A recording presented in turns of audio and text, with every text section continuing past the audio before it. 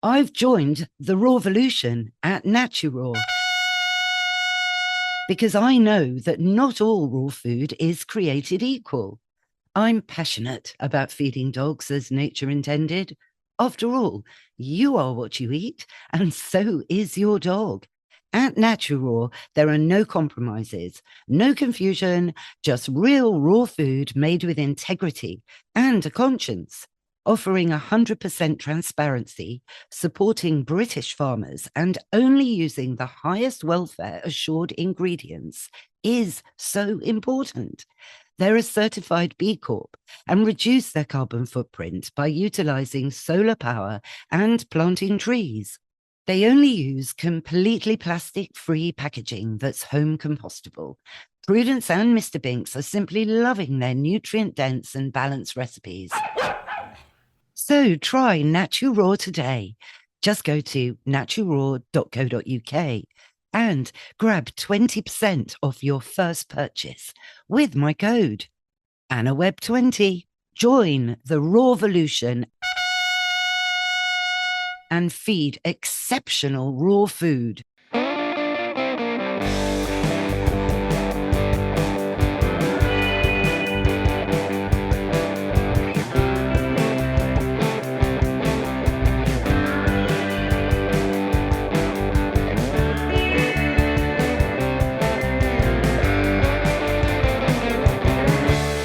I'm Anna Webb, and welcome to this week's episode of A Dog's Life. I'm chatting to ex-RAF pilot Jamie Everett, all about his new airline for pets that's called Vicuna. And this episode is powered by Zoomy. James Everett, thank you so much for joining me on A Dog's Life. That's really kind of you, Anna. Thanks. It's really great to be here. I can't wait to get started and tell you everything that we do and find out a bit more about what you do as well. Oh, well, James, go on, you go first. I've noticed your Instagram posts with great interest. So when you contacted us, I thought, oh, yes, this sounds like a topic we haven't actually covered on the podcast yet. Okay, yeah, it's a fairly esoteric. The whole idea is relatively new. It wasn't our idea. It actually evolved from a series of Facebook groups where people were not willing to travel with their pets in the hold, and they tried to organize private jets between themselves. So they'd get between half a dozen and 10 people together, and then they go to a private jet operator and say, can we put this flight on? That worked, and it worked really, really well. But there are a number of pitfalls with doing that, particularly some legal pitfalls. And then a couple of operators came into the market and started offering it as a pay-per-seat charter. And we looked at that a while ago. I looked at it out of necessity, actually, because we have got a kitchen manufacturing business, which is run by our eldest son. And he wanted to take the business out to the United States. And I said, well, I'll do it, provided that I can take my dogs with me. If I'm going for more than 4 days, then I want to have the dogs with me, and they're not going in the hold. And I'd seen this, so I knew it was at the back of my mind. And I looked at it, and they all seemed to be really rather busy and booked up. And the more I thought about it, with my background in aviation, I've been a pilot for over 40 years.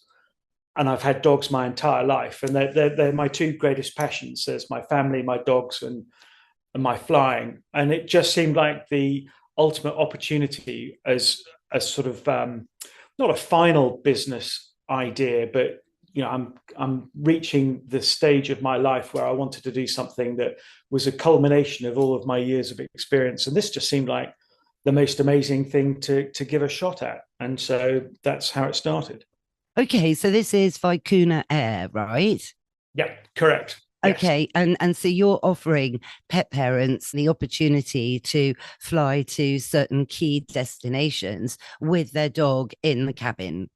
Exactly that. So we fly from London to New York, LA, San Francisco, and we're about to start flying from Northern Europe, from Belgium, where we're going to be connecting Paris, Amsterdam, Frankfurt, and actually the Nordics as well. You will Oh, need to good. connect. Yeah, no, it's really great. We've curated an experience where you from the Nordics, there's not enough demand to send a jet all the way to Stockholm. I mean, I wish there was, for Oh, example. I wish there was actually. I might go. I'm I half know, well, you're half Swedish. Swedish, I so know exactly. well. Because at the moment, to get to Sweden, I mean, it's not bad for me because I'm East London and City Airport. I mean, gosh, I was using City Airport. I mean, you must know City Airport. Yeah, I I was do. using City Airport when I was living in Paris. I know name dropping here, but anyway, in like circa 1990, 1989. And it was amazing. I mean, it was so small. It was mad. And the planes were so small. I remember coming back once from, I think it was from Rotterdam actually, and it was so bumpy, the flight. I was like, and the plane was empty. I was the only person on it. And I'm like, oh God, this could be it. Do you know what I mean?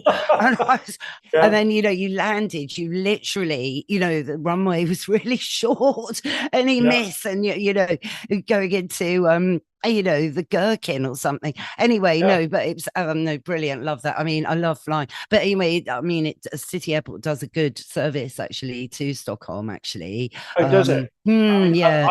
I've flown loads from City. One of the great things about flying into City, if you've got an easterly wind, is you literally fly right past the Shard. And so as you're coming in, you fly over the city. It's a lovely view.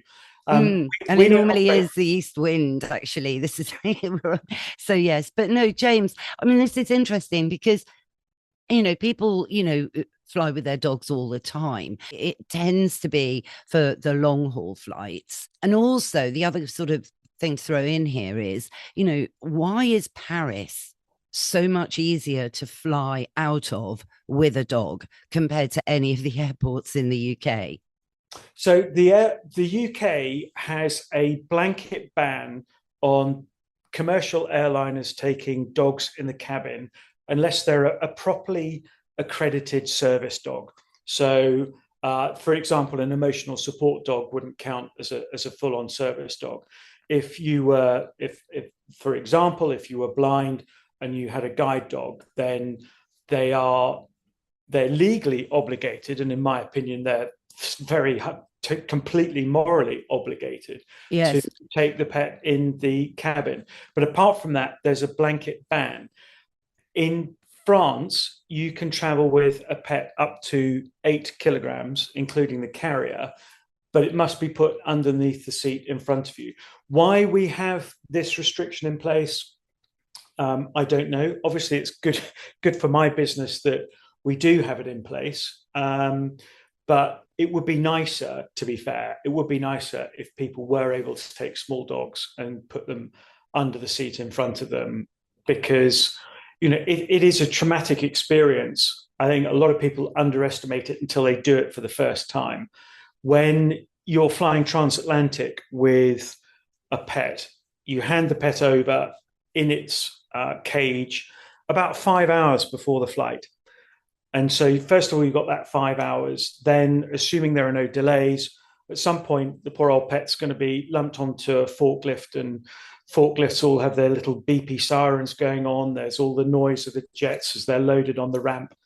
And often they're sat out on the ramp next to the plane for some significant amount of time. If there's a delay, that clearly doesn't help. Then you've got the 8 hours on the plane, and then you've got another 5 hours for the pet to clear customs. So often you're talking 18 to 24 hours of your poor beloved in a cage. And I've spoken to a lot of people about it who've done it, and the common theme is that they can never ultimately decide who was more traumatized. Was it them or was it their pet?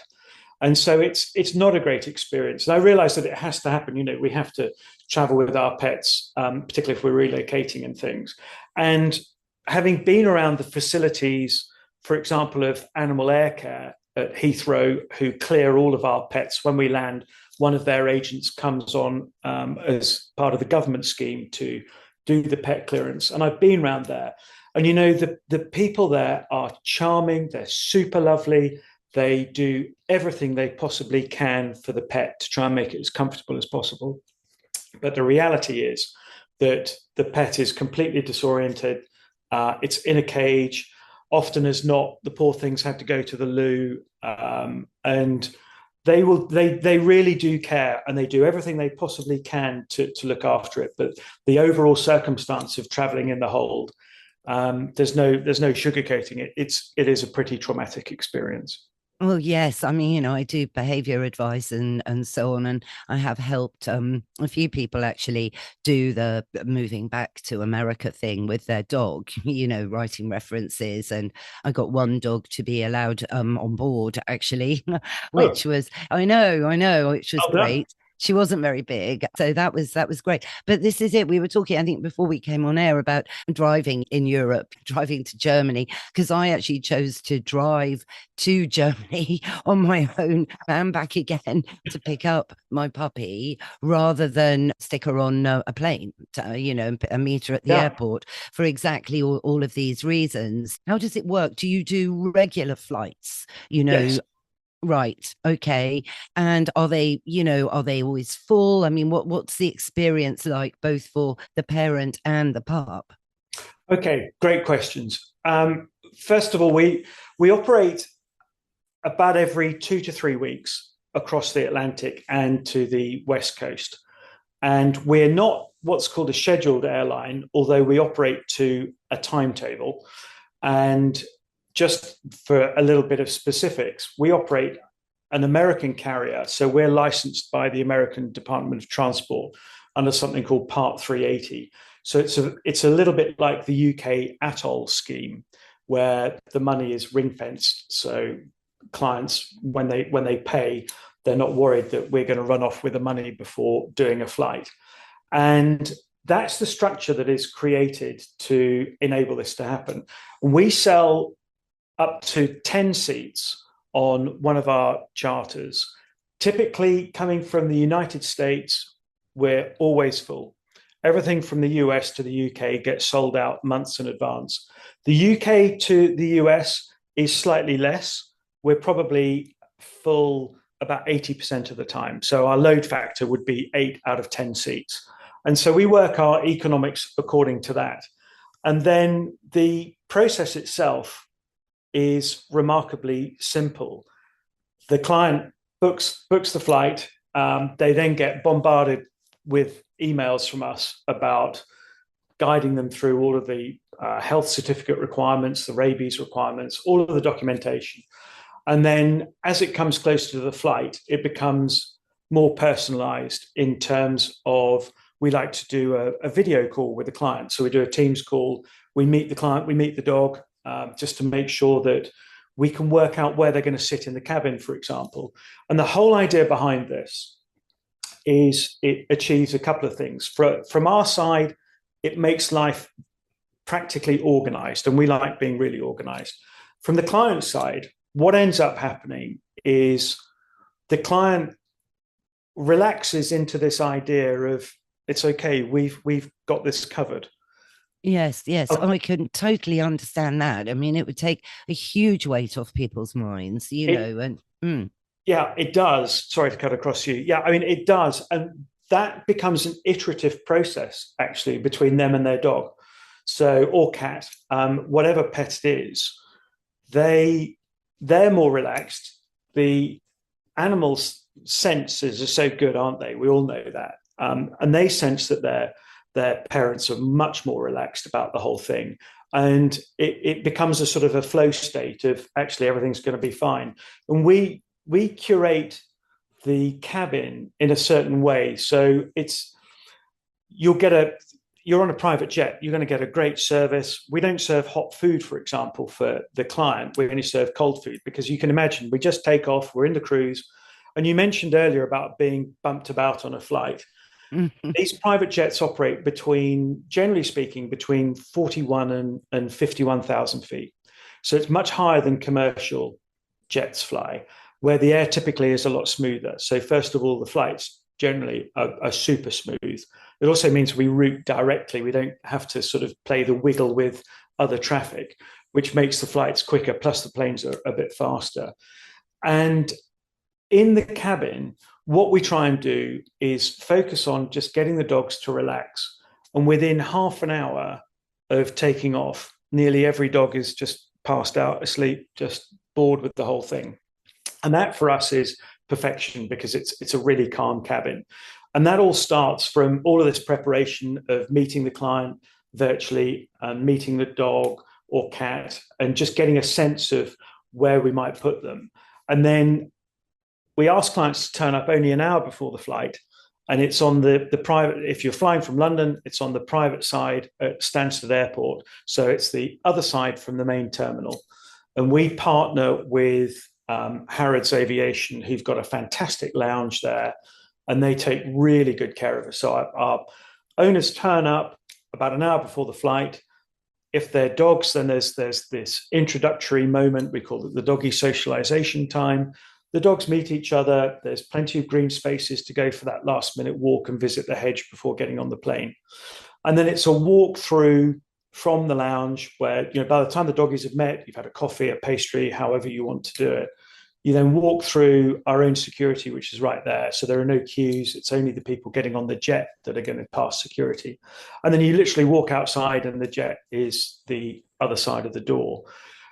You get on the plane and we're off within 10 minutes, into the cruise within 20 minutes.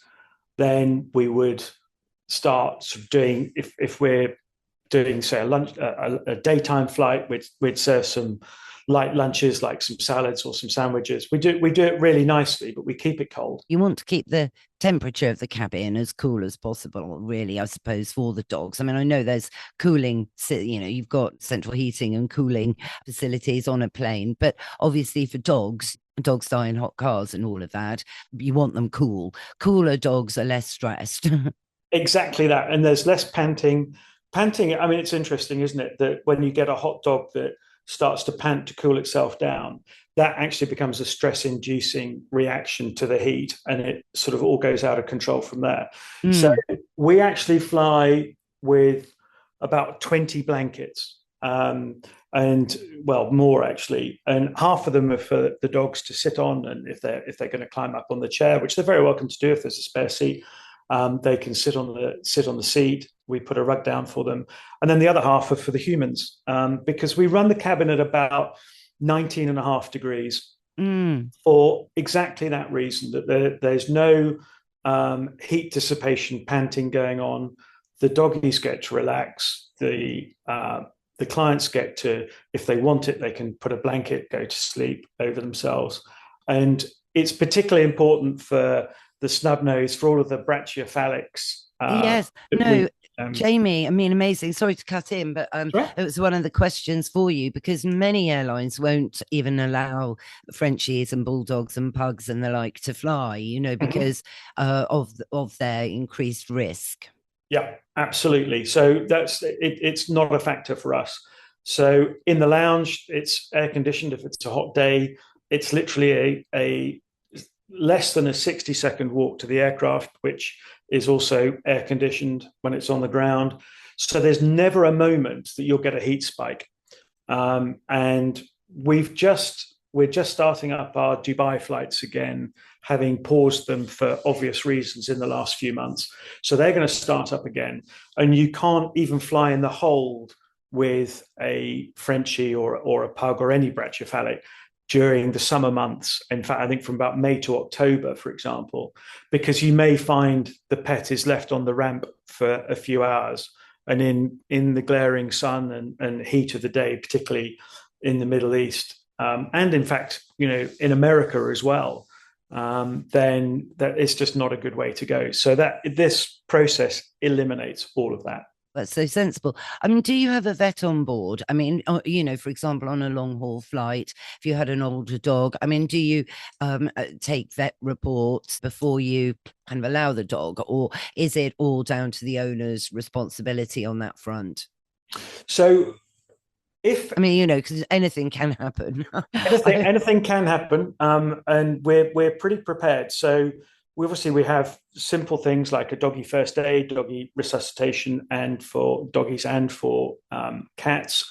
And we have a concierge that travels on the plane, and the concierge is trained in doggy first aid and doggy CPR, believe it or not. I've done the training myself, and it's just great to have that in the back of your mind. The flights are about 7 hours, so really the whole thing is so relaxed that we we haven't found the need for a vet. We do travel with a lot of senior dogs. By the time your dog or cat gets to the later years, they've given such a life of loyalty and service. I think they deserve something back, and so we we note if there's any potential problems. So if you're going to fly to the UK, you need a pet health certificate, and that in itself, essentially, the vet is saying this animal is good to fly. And then from the UK outbound, we still ask that our clients take their lovely doggies and cats to the vet to get what we call a fit to fly.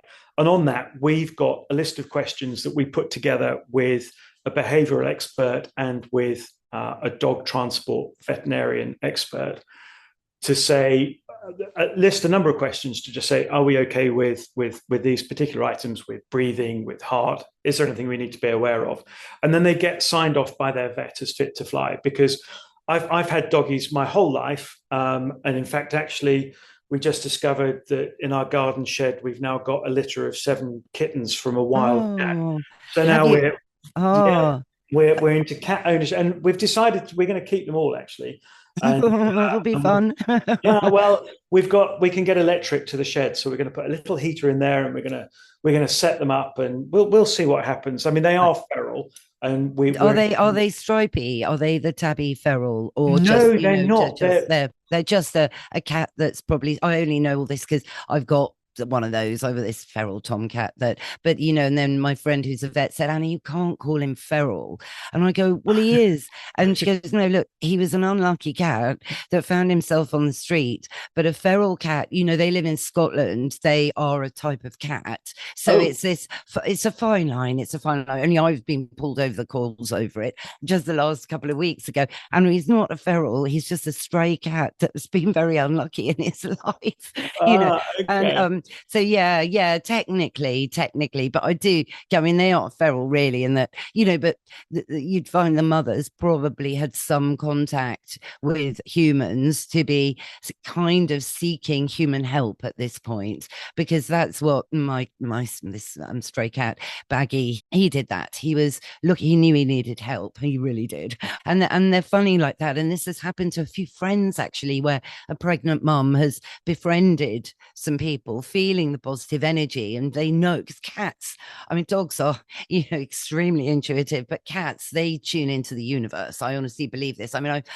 I've only ever had 2 cats actually. I've had dogs all my life, but yeah, cats are relatively new to me. Well, sort of like probably 16 years now, and they're extraordinary. I mean, gosh, sometimes I think I do. It's neck and neck. Anna, what do you love most, the dogs or the cat? And it's neck and neck. It's neck and neck. It's not a clear line anymore. Whereas back in the day, it would be like, oh my god, what's the point of having a cat? You can't take them with you anywhere. It's like but not anymore. No, I wish you really well with that, and you're doing such a good thing to help her. And Well, but cats are so territorial. So if there's boys in the litter and everything, they might start scrapping. Gosh, 8 cats, that would be fantastic. How lovely. it's great fun, and we live in the middle of nowhere. I mean, we are literally miles from anybody, so they've got a free run. There's tons of wildlife for them to do their cat stuff, and it's great. So we'll let you know how it goes. I'll know a lot more in about 3 months once I've got them to a point where, well, I'm not doing anything. I'm just giving them some replacement milk at the moment, and feeding the mother a bit of. She's getting some nice tin tuna at the minute, so No, that's good. That's good. Lots of meat. yeah, Meat. Cats are exactly. obligate carnivores, which I'm sure James. It's funny, this whole thing with cats, and we're segueing a bit, but we'll go. I'd love to hear a story or two about cats that you've flown. But cats are descended from desert animals. That's well known, and it always makes me laugh. All this fish for cats, because an African desert cat hasn't eaten a lot of fish in No, an alliance for he never had a fish. Yeah, just think meat, because I'm a nutritionist. So that's top tip for the taurine. They need the essential amino acid taurine. because they don't make it themselves. Yeah. So that's found in lots of offal and in green lip mussel, actually, in sort of shellfish, and that's why you see prawns in some cat food. But it's yeah. Anyway, just top tip: Lovely. lamb's hearts. If you get some fresh lamb's hearts, chop them up and then puree them a bit. That would be nice. That's good. My first cat, Gremlin, ate a lot of fresh, whole, raw lamb's hearts. Yes, that I bought from the butcher. I mean, I didn't, get them from the sheep directly or anything. That would be pretty awful, actually. Yeah. No, but so with cats as well, because people do fly with cat. I mean, cats. Oh yeah, you see, there we go. I've gone off on one a bit with cats, but certainly if I ever had to relocate, Bags, as he's known, will be coming with me. So how would the flight look like for a cat? Because would they travel alongside a dog? I mean, not that Bags would care if he did, but how does it work with cats? Very simply, we just ask that cats stay in a soft carrier. So we don't allow hard carriers on the plane, because that would be a potential safety issue. So these sort of almost like a giant handbag, a soft, proper cat carrier, they go in that. I've got a flight actually from San Francisco to London next week, and we've got 8 cats. Wow. Okay. Gosh. So, And any which, dogs on that flight as yeah, well? and we've got 9 dogs on that flight as well. Gosh, that's busy. That's It's a quite a lot of busy, people. busy flight. So the planes we use are called, it's a Gulfstream G5, and I say to a lot of people, if you've watched the series Succession, and you see them in their private jet, then it's basically one of those. So it's actually, in terms of private jets, it's called a heavy jet, and it is one of the largest private jets out there. And ours will seat up to 17 people. And you can imagine that that's not exactly 17 high density. This is for mostly for corporates to fly around where they're taking a deal team or something. And so it's very well laid out. It's very, very spacious. The cabin is over 50 feet long. And so it's a really big tube, I call it, and it has 17 seats. We only fly with up to 10 clients and 11 dogs. And then when we do the dogs, we wouldn't, for example, have 11 big dogs on a flight. We wouldn't let that happen. We normally spread it out, so that we get a mixture of small, medium, and large dogs on the flight. And that way, everybody gets their own bit of private space. I mean, often, really interestingly, when we've got dogs, when everybody first gets on board, then the dog tends to sit on the floor, or maybe it's on your lap if it's smaller, very close to its parent. And then as the flight goes on, we found the dogs either just find their own little bit of space, but interestingly, a lot of them just go and lie next to each other. So they've never met, and they go and lie next to each other, fall asleep. I think they get some sense of comfort from that. The other thing that we do, and I wonder, it would be very interesting to know from a behavioral aspect whether this is what's going on, but we spray the cabin and their blankets and rugs with a pheromone. So we do 2 things. One is a spray that has got certain compounds in it, like valerian and lavender and things, which pets find calming. And then we also put a pheromone spray in there. The pheromone is the pheromone that a mother gives off during once she's had puppies. And I wonder if they're getting that pheromone. I mean, I'm just guessing here, whether they're Yes. that pheromone is there and it's making them feel like they'd like a little bit of close contact with another dog. I don't know, but that's the evidence that we're seeing. Oh no, that's interesting. No, look, I mean, it depends what pheromone. I mean, look, there's loads of them on the market. The spray I use, that's all natural with valerian and it's got chamomile and all sorts in it, is called, plug for them actually, but it's a very good product. I use it all the time. It's called Pet Remedy. Yep, that's what we use. Yeah, I thought it probably would be actually.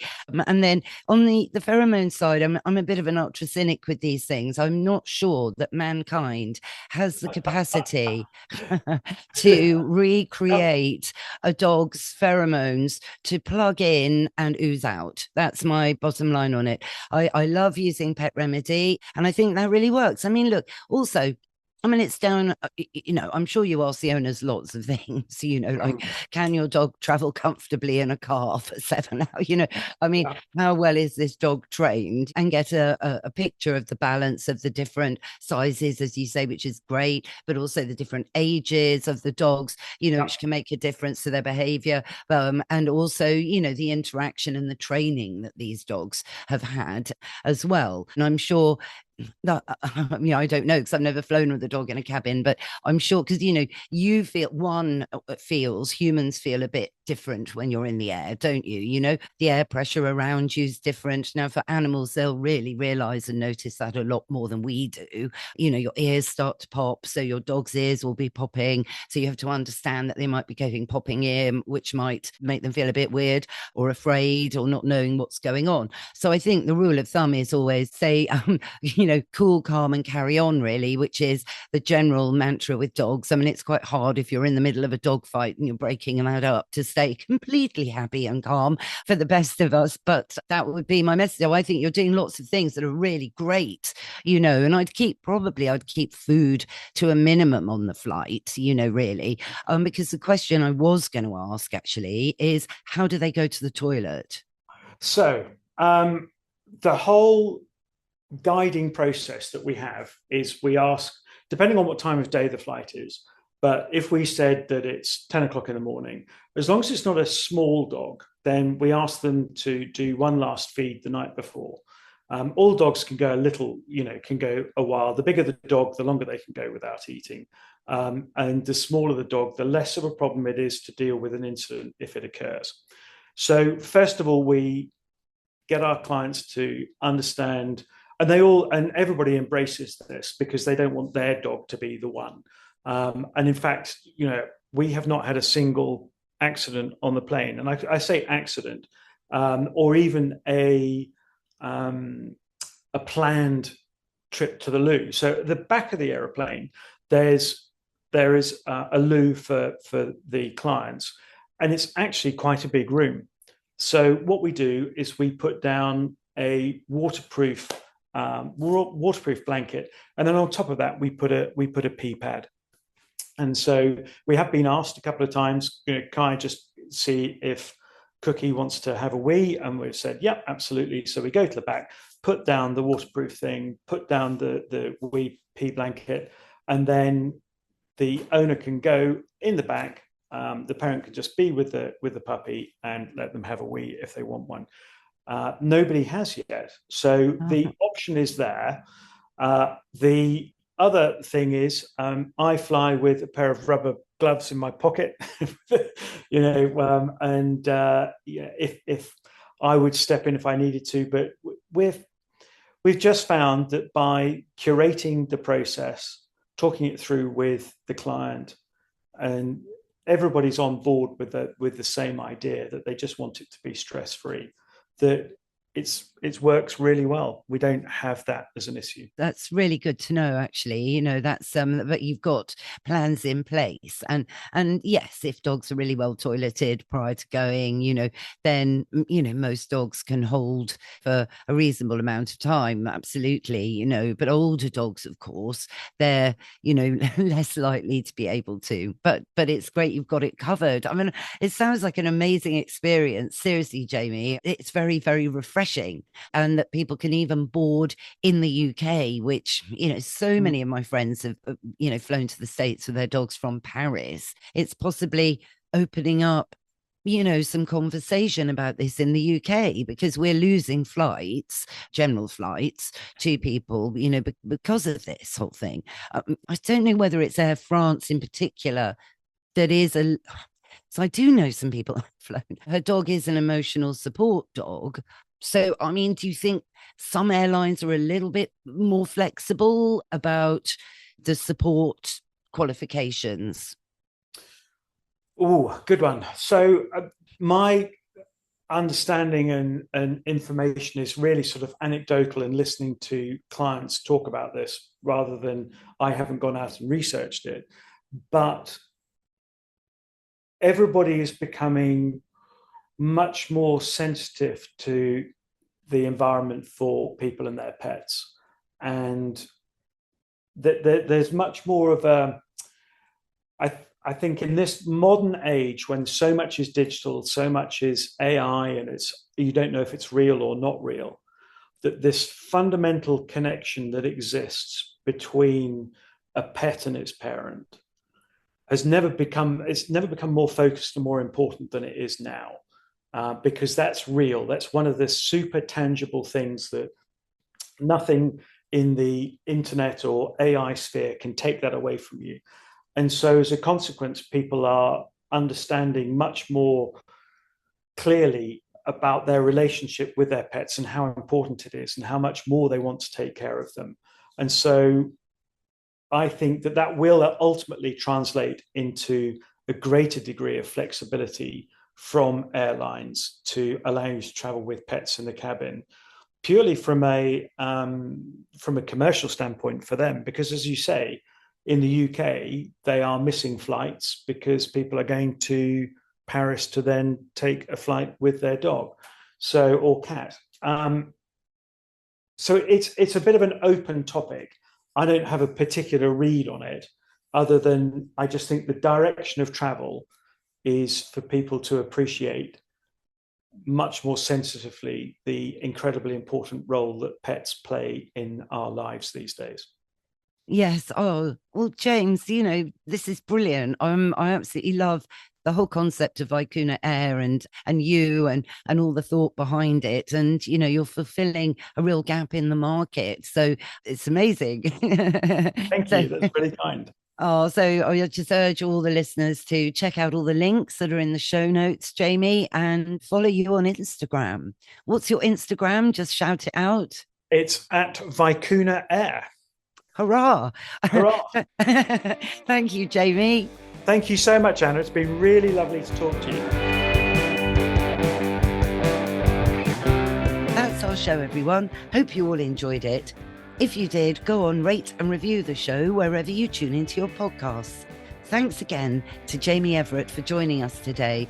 And all the links to Vicuna Air are in the show notes. Thanks again, of course, to Mike, my producer, for all the music and production as ever. And if you're interested in any of the products that we're working with, go to my website to the recommends page where you can redeem your special discount codes. And of course, don't forget to subscribe, because that's free and you'll never miss another show. Bye for now.